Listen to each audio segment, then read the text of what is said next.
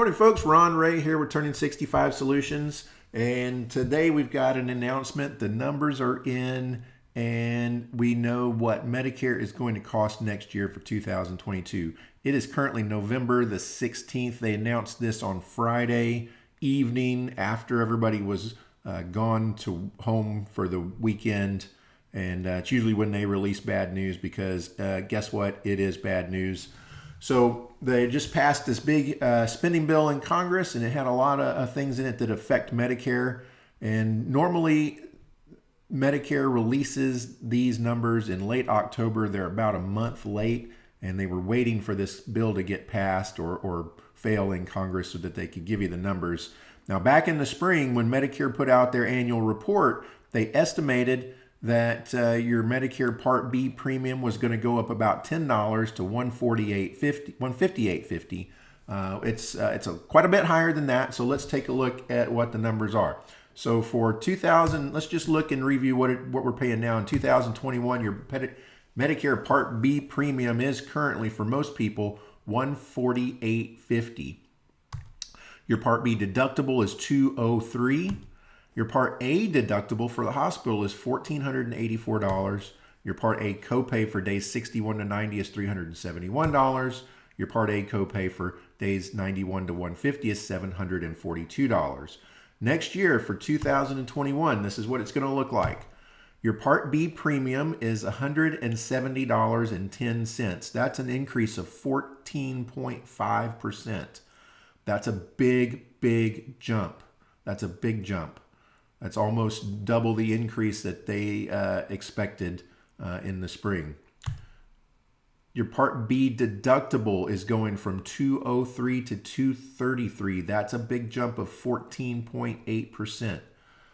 So those are the two that affect you the most. The Part B premium, that's what comes out of your Social Security check every month. Joe Namath's got some big things to live up to now. He's not going to give you a 148 back. He's going to give you a 170 for some people in certain zip codes. Be sure and read the disclaimers when you see the commercials. Your Part B deductible, that's what you pay every year before you go to the doctor. When you go to the doctor and before Medicare Part B kicks in at 80%. Now, the Part A deductibles are less common, but they do affect you. The Part A deductible, if you spend the night in the hospital, is going from $1,484 to $1,556. That's an increase of 4.9%.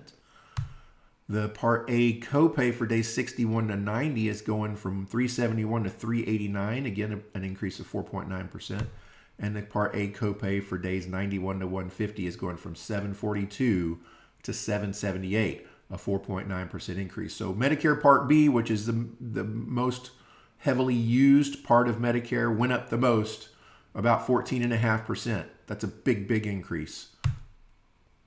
So Social Security, let's talk about that for a minute. You did get a cost of living increase, the biggest cost of living increase in at least a decade at 5.9%. So I want you to realize something. Now, these numbers for Medicare, they're big, but for most people on Social Security, there's a hold harmless clause in Social Security that says in years when you get a Medicare cost of living increase, Medicare cannot go up more than what Social Security went up. So in other words, your Social Security check's not going to go backwards.